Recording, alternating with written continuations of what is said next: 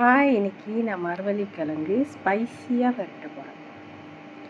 So அதோட பொருட்கள் வெங்காயம், பூண்டு, இஞ்சி, ஊசி மிளகா, நெத்திலி எல்லாம் சாப்பாக வெட்டிக்கணும். சில்லி பேஸ்ட் கொஞ்சம், மரவள்ளிக்கிழங்கு க்யூப்பாக வெட்டிக்கணும்.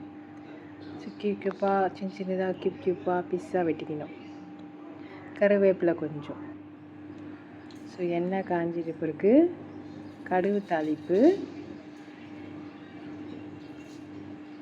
ஸோ கடுகு தாளிப்பு நல்லா வெடிச்சிட்டு வந்ததோட நெத்திலி நம்ம ஃப்ரை பண்ணிடுவோம். அதிலே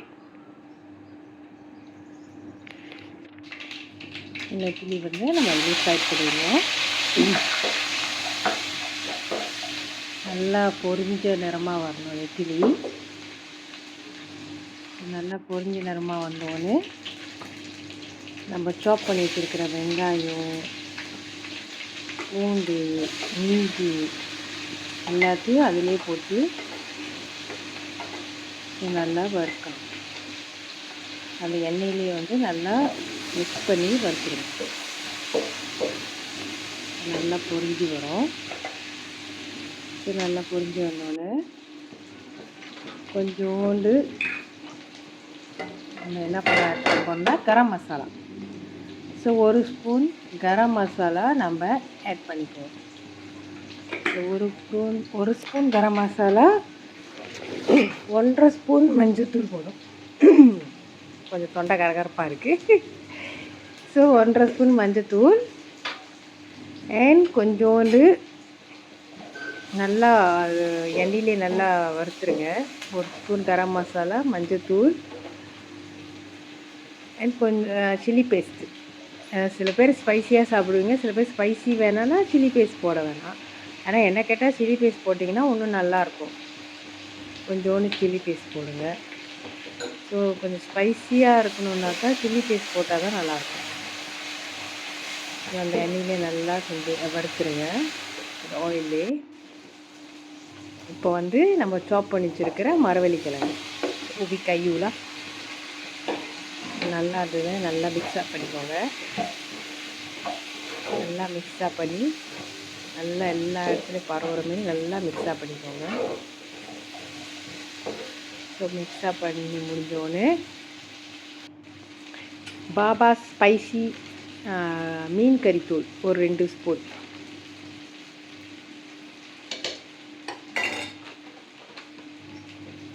அதையும் நல்லா மிக்ஸப் பண்ணிக்கோங்க. எண்ணெயிலே நல்லா மிக்ஸப் பண்ணிக்கோங்க. நல்லா மிக்ஸப் பண்ணி முடிஞ்சோடனே தண்ணி. நான் ஹாட் வாட்டர் ஊற்றினேன். நீங்கள் பச்சை தண்ணி ஊற்றினாலும் பிரச்சனை இல்லை. ஆனால் நான் ஹாட் வாட்டர் ஊற்றினேன்.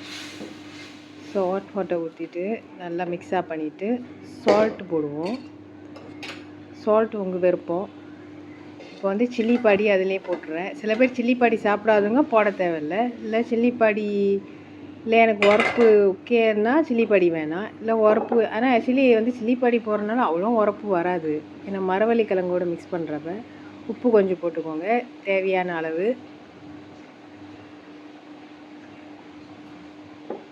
சில்லி பாடிலாம் போட்டு நீங்களாம் செஞ்சிங்கன்னா இன்னும் டேஸ்ட்டாக இருக்கும்.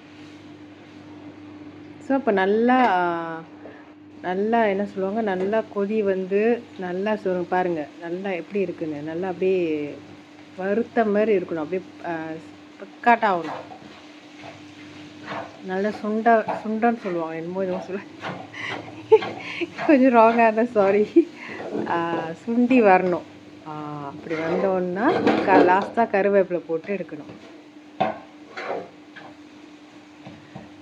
ஸோ பாருங்கள் எப்படி வந்திருக்கு, க்ரீமியாக இருக்குது பாருங்கள். ஸோ இப்போ ரெடி, மரவள்ளிக்கிழங்கு ரெடி. ஸோ ட்ரை பண்ணுறவங்க ட்ரை பண்ணுங்கள். ட்ரை பண்ணி சாப்பிட்டு பாருங்கள் எப்படி இருக்குன்னு. ஸோ காமெண்ட் பாக்ஸில் சொல்லுங்கள்.